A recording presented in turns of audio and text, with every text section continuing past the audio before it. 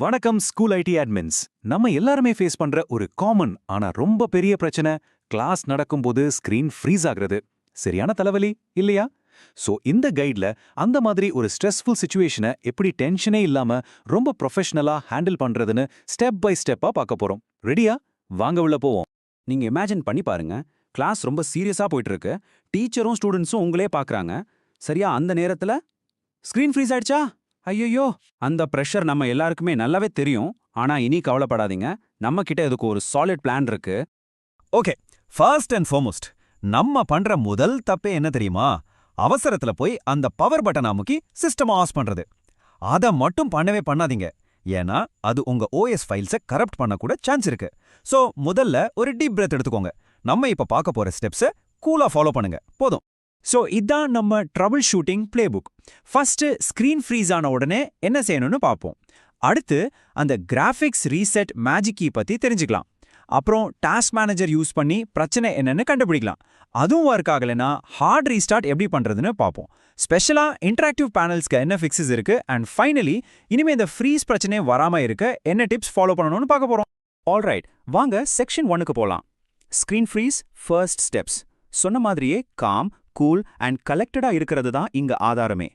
Screen freeze ஆன உடனே நம்ம மனசுல வர்ற முதல் யோசனை என்ன? கொஞ்ச நேரம் வெயிட் பண்ணலாம், அதுவே சரியா போயிடும்னு, இல்லையா? ஆனா உண்மையில அது பெரிய தப்பு. ஏன் தெரியுமா? பல நேரங்கள்ல ஏதோ ஒரு ப்ரோக்ராம் ஒரு இன்ஃபினிட் லூப்ல மாட்டிக்கும். அப்படின்னா என்னன்னா, அது ஒரு சுத்திரத்துல மாட்டிக்கிட்டு திரும்பி திரும்பி ஓடிட்டே இருக்கும். எப்பவுமே அன்ஃப்ரீஸ் ஆகாது.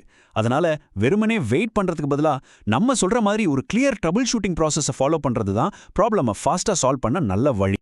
ஓகே, வெயிட் பண்ணி பார்த்தோம், ஒண்ணுமே ஒர்க் ஆகல. ஸோ அடுத்த ஸ்டெப்புக்கு போவோம். த கிராஃபிக்ஸ் ரீசெட் கீ. என்னை பொறுத்த வரைக்கும் இது ஒரு மேஜிக் கீனே சொல்லுவேன். ஏன்னா அது அந்த அளவுக்கு குயிக்கா ஒரு ரீஃப்ரெஷ் கொடுக்கும். ஸோ அந்த மேஜிக் கீ என்னன்னு கேட்குறீங்களா? உங்க கீபோர்டில் Windows key, control, shift and P இந்த 4 பட்டனையும் ஒரே நேரத்தில் ப்ரெஸ் பண்ணணும். இது என்ன பண்ணும்னா உங்க சிஸ்டமோட கிராஃபிக்ஸ் டிரைவரை உடனே ஒரு குவிக் ரீசெட் பண்ணும். ஒரு மாதிரி சொல்லணும்னா உங்க கிராஃபிக்ஸ் கார்டை தட்டி எழுப்பி விடுற மாதிரி. டெக்னிக்கலா சொன்னா ஸ்கிரீன்ல இருக்கிற விஷுவல்ஸை ஃபர்ஸ்ட்ல இருந்து ரீபில்ட் பண்ண சொல்லி சிஸ்டமுக்கு ஒரு கமாண்ட் அனுப்பும். பல சமயம் அது ஒன்னே போதும். நீங்க இந்த ஷார்ட்கட்டை பிரஸ் பண்ணோம்னா என்ன ஆகும் தெரியுமா? உங்க மானிட்டர் ஒரு செகண்ட் ஃபிளாஷ் ஆகி அதோட ஒரு சின்ன பீப் சத்தம் வரும். பயந்துராதீங்க, இது நார்மல் தான். அந்த பீப் சத்தம் வந்துச்சுன்னா நீங்க பண்ணது கரெக்டா ஒர்க் ஆகுதுன்னு அர்த்தம். ஸோ ஸ்கிரீன் ஃப்ரீஸ் ஆனா இதுதான் நீங்க ட்ரை பண்ண வேண்டிய முதல் விஷயம். இதே நோட் பண்ணி வச்சுக்கோங்க. சப்போஸ் அந்த மேஜிக் கீ ஒர்க் ஆகலைன்னா என்ன பண்றது? கவலையே வேணாம். நம்ம கிட்ட அடுத்த ஒரு பவர்ஃபுல் டூல் இருக்கு, டாஸ்க் மேனேஜர். இது நம்ம சிஸ்டமோட டாக்டர் மாதிரி நினைச்சுக்கலாம். ஏன்னா இதுதான் பிரச்சனை எங்க இருக்குன்னு கரெக்டா டயக்னோஸ் பண்ணி சொல்லும். டாஸ்க் மேனேஜரை ஓபன் பண்றதுக்கு ஒரு டைரக்ட் ஷார்ட்கட் இருக்கு. கண்ட்ரோல், ஷிஃப்ட் அண்ட் எஸ்க் இந்த 3 பட்டனையும் ஒன்னா பிரஸ் பண்ணுங்க. டாஸ்க் மேனேஜர் ஓபன் ஆன உடனே அங்க நாட் ரெஸ்பாண்டிங்னு காட்டுற அப்ளிகேஷன் எதுன்னு பாருங்க. அதை கண்டுபிடிச்சு செலக்ட் பண்ணி கீழே இருக்கிற எண்ட் டாஸ்க் பட்டனை கிளிக் பண்ணுங்க. அவ்வளோதான். இதோட பெரிய பிளஸ் என்னன்னா இது அந்த ஒரு ஆப்பை மட்டும்தான் க்ளோஸ் பண்ணும். நீங்க மத்த வேலை பார்த்துட்டு இருக்கிற சிஸ்டமை ரீஸ்டார்ட் பண்ண தேவையில்லை. சரி, ஒரு அப்ளிகேஷன் ஏன் நாட் ரெஸ்பாண்டிங் ஸ்டேட்டஸ்க்கு போகுதுன்னு நீங்க எப்போவாது யோசிச்சிருக்கீங்களா? ஒரு ரெடிட் யூசர் இதை சூப்பரா எக்ஸ்பிளைன் பண்ணியிருக்காரு. பல சமயம் அந்த ப்ரோக்ராம் ஒரு லூப்ல மாட்டிக்கும்.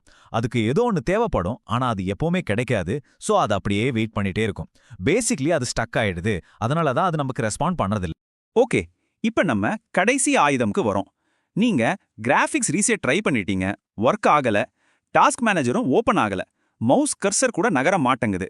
இந்த மாதிரி சிச்சுவேஷன்ல அப்போ மட்டும்தான் நம்ம இதை பண்ணணும். வேற எந்த வழியுமே இல்லைன்னா மட்டும்தான் இதை செய்யணும். உங்க சிஸ்டமோட பவர் பட்டனை சரியாக 10 செகண்ட்ஸ் பிரஸ் பண்ணி ஹோல்ட் பண்ணுங்க. அப்படி பண்ணோம்னா சிஸ்டம் ஃபோர்ஸா ஷட் டவுன் ஆகும்.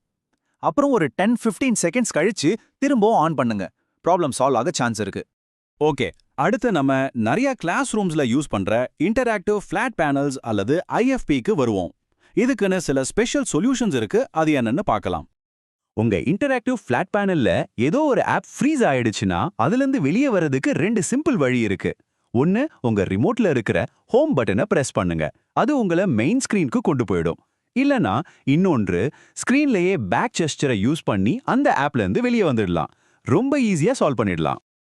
Alright, section 6 preventing future freezes. Problem வந்த அப்புறம் சால்வ் பண்றதை விட அது வராம பாத்துக்கிறது தான் எப்பவுமே பெட்டர், கரெக்டா?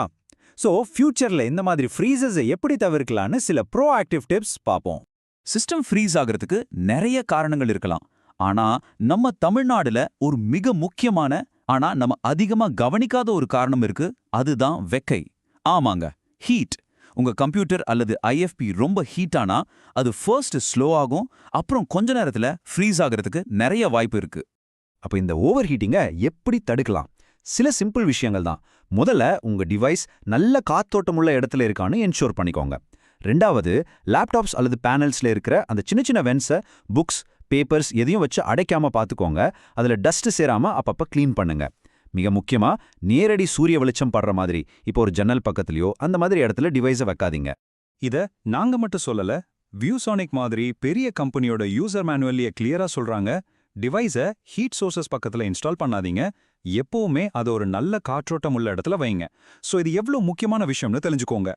சோ இந்த கைடுக்கு அப்புறம் இனிமே உங்க கிளாஸ் ரூம்ல ஸ்கிரீன் ஃப்ரீஸ் ஆனா டென்ஷன் ஆகாம நம்ம டிஸ்கஸ் பண்ண இந்த சிம்பிள் ஸ்டெப்ஸை ஃபாலோ பண்ணி ரொம்ப கான்ஃபிடன்ஸோட அந்த ப்ராப்ளமை சால்வ் பண்ணுவீங்களா? எனக்கு நம்பிக்கை இருக்கு, கண்டிப்பா உங்களால முடியும்.